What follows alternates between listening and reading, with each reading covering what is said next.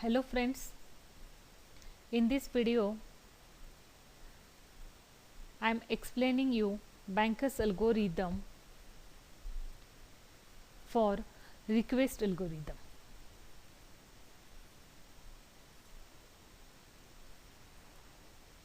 Here we will consider example as shown in the PPT. As we discussed in the previous video that we find the step sequence. Now we will discuss if any process request for more resources.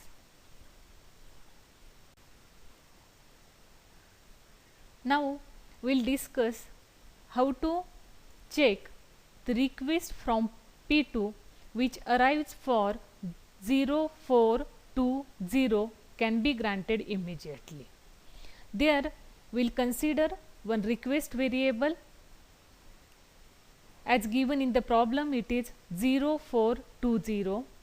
We will compare the request of P2 with need of P2. Need of P2 which we calculated in previous video, whether request of P2 is less than or equal to need of P2. If it is true, then we will check the next condition. If this condition is false, we can raise an error as process exceeded its maximum claim. If this first condition is true, we will check for second condition, that is request of P2 is less than or equal to available. If it is true, then we will go to the next step. Otherwise, if it is false, we consider that we have to wait since resources are not available. Now in the given scenario, request is less than need. This condition is also true and request is also less than or equal to available. Both the conditions are true. Now we will modify the available value. Available is modified as available minus request of P2. So available which was given in the problem, it is 1520 and request gets subtracted from this available and will get value of available as 1100.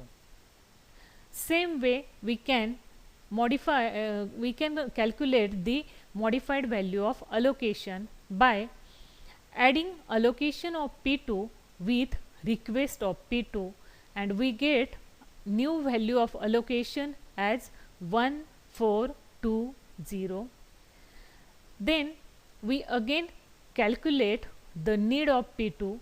Need of P2 equal to need of P2 minus request of P2 and we get the value as 0330 as a need of P2, and accordingly this will modify the data which is given in the problem with respect to process P2.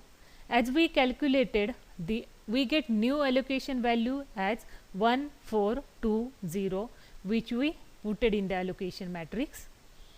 Then need value, modified need value is 0330 which is provided in the need matrix with respect to process P2 and modified available is 1100. Now by referring these values of allocation matrix, need matrix, available matrix, we will check it for the step sequence.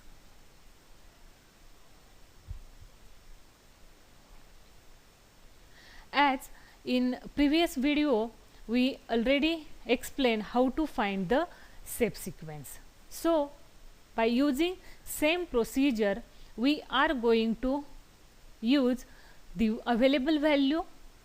Available we are considering as a work and we are comparing need of particular process, here for example P1 with work.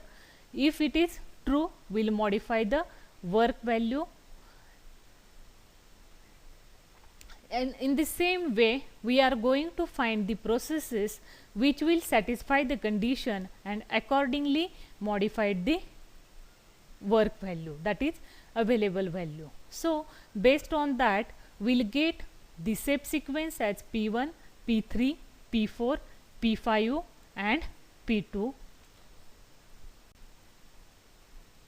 Thus with this we can conclude that we get step sequence and the request of process P2 get granted immediately.